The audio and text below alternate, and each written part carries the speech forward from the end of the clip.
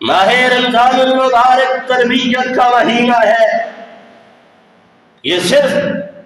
صبح سے شام تک بھوکا پیاسا رہنے کا نام نہیں ہے، بلکہ ماہ مقدس ہماری تربیت بھی کرتا ہے۔ اور اللہ احکم الحاکمین نے اپنی مقدس کتاب میں فرمایا کہ یا ایھا الذین آمنوا کتب علیکم الصیام کما کتب علی الذین من قبلکم لعلکم تتقون۔ کہ اے مومنو، اے ایمان کا دعویٰ کرنے والوں، اپنے آپ کو مسلم اور مومن کہلوانے والوں، اللہ حکم الحاکمین نے تم پر روزے فرض کیے ہیں۔ یہ صرف تم پر فرض نہیں ہوئے بلکہ سابقہ نبیوں کی قوموں پر یہ روزے فرض تھے، اور اس کا سب سے بڑا مقصد یہ تھا کہ لعلکم تتقون، تم متقی بن جاؤ۔ یہ رمضان المبارک جس مہینے میں اللہ نے اپنی بابرکت کتاب کا نزول فرمایا، یہ اسی لیے تھا کہ میرے قلوب و ذہان کی تطہیر ہو سکے، میں اپنا تزکیہ کر سکوں، میں اس ماہ مقدس سے کچھ سیکھ جاؤں، اور زندگی کے باقی 11 ایام بھی اسی ماہ مقدس سے سیکھی ہوئی تربیت کے مطابق گزار سکوں۔ اس کے لیے مجھے اور آپ کو کوشش کرنی پڑے گی۔ کیوں کہ یہ دنیا فانی ہے، اور یہ دار العمل ہے، دار الجزا نہیں ہے۔ یہاں جو ہم کچھ نیکیاں کریں گے وہی پھل آخرت کے دن پائیں گے۔ لہذا ہمیں کوشش کرنی چاہیے کہ اس ماہ مقدس کے اندر اپنی تربیت کا آغاز اللہ کے خوف و ڈر سے کرے، کہ میرے اور آپ کے دل کے اندر نہ دنیا کے بادشاہوں کی رعونت اور خوف ہو، نہ کسی بڈھیرے سرمایہ دار اور جگیردار کی رعونت ہو۔ اس وبائی مرض جو ہمارے ارد و گرد پیش میں ڈھیر ڈال چکا ہے، اس کا خوف نکال کر صرف اللہ وحدہ لا شریک کا خوف مجھے اور آپ کو اپنے دلوں میں پیدا کرنا ہے۔ اور اس کے لیے روزہ سب سے عام عبادت ہے، اور روزے کے مقصد ہی یہی ہے کہ لعلکم تتقون، تمہارے دلوں میں خوف خدا پیدا ہو جائے۔ احباب گرامی قدر، تقویٰ، اس کے حصول کے لیے ہمیں بھرپور کوشش کرنی چاہیے۔ تقویٰ محض یہ نہیں ہے کہ آپ صبح سے شام تک بھوکے پیاسے رہیں، آپ جھوٹ بھی بولے، آپ لوگوں کے حقوق کو بھی غصب کرے، آپ گالی غیبت چغلی بھی چلاتے پھرے، آپ زراعی جھگڑوں سے بھی کنارہ کشی اختیار نہ کرے، آپ سود اور کرپشن کے اندر ہی ملوث رہے، میری اور آپ کی زندگی میں کوئی تبدیلی نہ آئے، وہ تبدیلی جو خالق کے کائنات کو منظور ہے، اور جس تبدیلی کے لیے ہمیں اس دنیا کائنات میں بھیجا گیا، اور وہ یہ تھی کہ الذی خلق لکم، الذی خلق الموت والحیات لیبلوکم ایکم احسن عملا، کہ اللہ نے تمہارے لیے جو موت و زندگی کا ایک نظام رکھا ہے، یہ اس لیے رکھا ہے کہ ہم یہ آزمائش کرنا چاہتے ہیں کہ تم میں سے کون کون ہے جو اچھے اعمال کر کے اللہ کی بارگاہ میں پیش ہوتا ہے۔ والعصر ان الانسان لفی خسر الا الذین آمنوا وعملوا الصالحات وتواصوا بالحق وتواصوا بالصبر۔ یہ سورۃ العصر ہے۔ فرمایا عصر کی قسم، یا پھر عصر سے زمانہ مراد ہے، زمانے کی قسم۔ ان الانسان لفی خسر، بے شک انسان البتہ خسارے میں ہے، مگر وہ انسان خسارے میں نہیں کہ الا الذین آمنوا، جو ایمان لے آیا،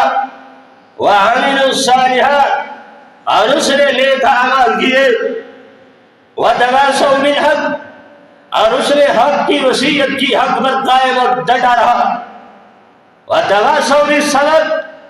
حق کی راہ میں آنے والی مشکلات پر صبر کیا۔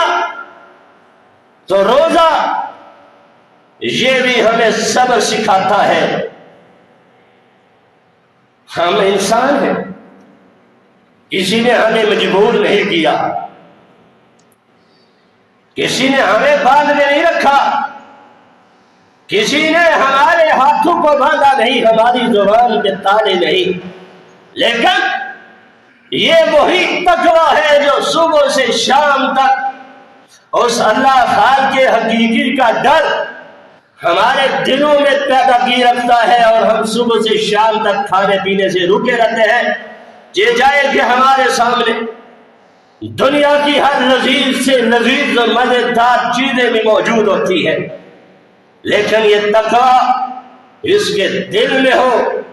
اور تنہائیوں کے اندر بل کمرے میں بھی اپنے روزے کو ضائع نہیں کرتا۔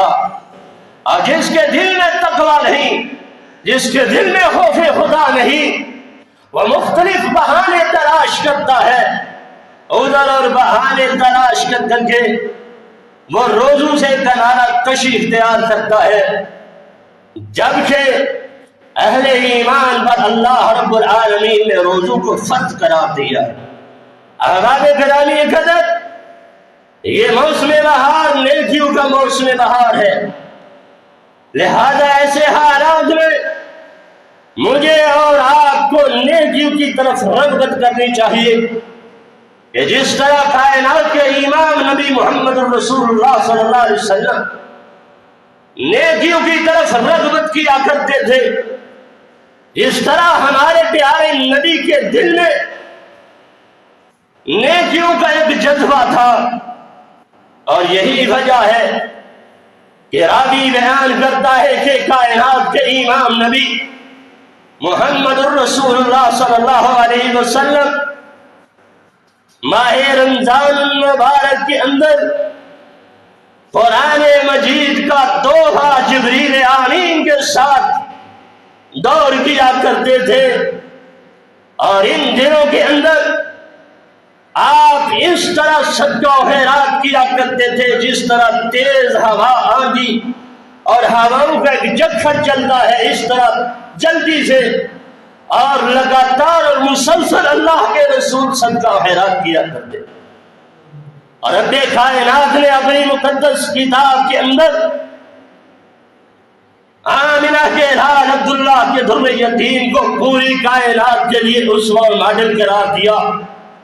اور یہ کہا ہے لقد کان لکم فی رسول اللہ اسوۃ حسنہ، لوگوں رسول اللہ صلی اللہ علیہ وسلم کی زندگی تمہارے لیے بہترین نمونہ ہے۔ اور آپ ان دنوں کے اندر جہاں روزہ رکھا کرتے تھے، وہی سحری افطاری کے علاوہ آپ قرآن مجید کثرت سے پڑھا کرتے تھے، ذکر و اذکار میں عام معمول سے ہٹ کر کیا کرتے تھے، صدقہ و خیرات میں تیزی لایا کرتے تھے، اور رات کو قیام اللیل کیا کرتے تھے، اور جب آخری عشرہ شروع ہو جاتا اللہ کے رسول اس وقت شدہ میدہ رہو اپنی کمر کو کس لیا کرتے تھے، وَعَيْكَ زَاهِيَا لَيْلَهُ، اور آپ ان کی راتوں کو، رمضان کی راتوں کو بیدار رہا کرتے تھے، وَعَيْكَ زَاهِيَا، اور آخری عشرے کے اندر کائنات کے امام نبی خصوصاً اپنے گھر والوں کو قیام اللیل کے لیے جگایا کرتے تھے۔ یہ ہماری تربیت کا مہینہ ہے کہ اس میں ہمارے اندر روزہ رکھنے کی عادت پڑے، اور سال کے باقی ایام میں شمار جمعرات کا اور ایام بیس کے 3 روزے 13، 14، 15 ہر اسلامی مہینے کے روزے یہ رکھنے کی عادت پڑے۔ نوافل اور فرائض کے علاوہ نوافل کا اہتمام کرنے کی اللہ ہمیں باقی 11 ماہ کے اندر بھی توفیق دے. یہ ہماری تربیت رمضان کرتا ہے. لہذا ماہ رمضان صرف افطاری کے موقع پر گل کباڑہ کرنے کا نام نہیں، روزہ رکھ کر ٹی وی ڈرامے دیکھنے کا نام نہیں. ماہ رمضان اس لیے نہیں آیا کہ آپ گھروں کے اندر بیٹھ کے لوڈو اور کیرم بورڈ پر آپ اپنے وقت کو فضول ضائع کریں. نہیں، یہ ماہ مقدس ہماری تربیت کا مہینہ ہے، اور اس میں ہمیں صبح سے شام تک اپنی زندگی کو رب کائنات کے دیے ہوئے اصول و ضوابط کے مطابق گزارنی ہے. اور میں اشارہ دے چکا ہوں کہ قرآن کی تلاوت کرنی ہے، روزہ رکھ کر ذکر و اذکار کثرت سے کرنے ہیں، اور صدقہ و خیرات کرنا ہے، دیگر نوافل کثرت سے پڑھنے ہیں، فرائض کا بھی اولا جواب کے ساتھ اہتمام کرنا ہے. اور اس کے لیے گزشتہ جمعہ کے اندر میں نے توجہ دلائی تھی. محترم پیارے بھائیوں، یہ وہ مہینہ ہے جو مجھے اور آپ کو پکار پکار کے کہہ رہا ہے، یا باغی الخیر، اے نیکیوں کی طرف جلدی کرنے والے، اقبل، جلدی کر نیکیوں کی طرف. یا باغی الشر، اے برائیوں کی طرف جلدی کرنے والے، اکثر تو برائیوں سے رک جا اور اللہ کا شکر ادا کرنے والے. تکبر اللہ علی ما ہداکم، کہ جس اللہ نے مجھے اور آپ کو روزے رکھنے کی اور اس ماہ مقدس کو دوبارہ ہماری زندگیوں میں آنے کی توفیق دی، جس کی طرف میں اشارہ کر چکا ہوں. اور ساتھ ساتھ ہمیں جن اخلاقی برائیاں ہمارے معاشروں کے اندر ہے، معاشرتی برائیاں جو ہے، ان سے بھی کنٹرول کرنا ہے، ورنہ روزہ محض بھوک ہڑتال ہوگی، روزہ نہیں. من لم يدع قول الزور فليس لله حاجة ان يدع طعامه وشرابه. اللہ کے پیغمبر نبی رؤوف الرحیم صلی اللہ علیہ وسلم نے فرمایا کہ جس شخص نے حالت روزہ کے اندر جھوٹ بولنا نہ چھوڑا، وسوسات، غیبت، چغلیاں اور ان پر عمل نہ چھوڑا، اللہ کو اس کے کھانا پینا چھوڑنے کی حاجت و ضرورت نہیں ہے. وہ بھوک کرتا ہے، روزہ نہیں. یہاں تک کہ اگر کوئی کسی روزے دار کو گالی دیتا ہے تو جواباً گالی نہ دے کہ انی صائم، میں روزے کی حالت میں. اور یہ ماہ مقدس ان دنوں کے اندر اپنی زبان کو بجائے غلط اس کا استعمال کرنے کے اللہ کے قرآن کی تلاوت میں لگائیے اور ذکر کیجیے. اسی طرح یہ ماہ مقدس ہمدردی و ہمگساری کا مہینہ ہے کہ کئی لوگ ہمارے معاشروں میں بستے ہیں جو فاقہ کشی کی زندگی بسر کر رہے ہیں، اور روزہ ہمیں احساس دلاتا ہے ان دنوں کے اندر ان کی سحری افطاری کا انتظام کر کے